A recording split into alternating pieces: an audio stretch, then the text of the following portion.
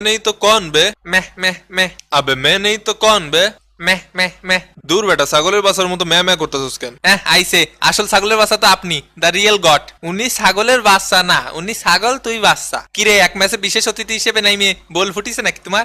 আমি কি তোর মতো সস্তা নাকি যে সারাক্ষণ বিলির মধ্যে দৌড়তে থাকবো? ঠিক কথা, আমরা হইলাম এক্সপেন্সিভ। হ্যাঁ খুব, এর লাগে তো শীতকালে বসে বসে বেঞ্চ গরম করেন। কিছু কিছু দল ফাইনালে খেলে আর কিছু কিছু দল বাসায় গিয়া টিভিতে বসে খেলা দেখে।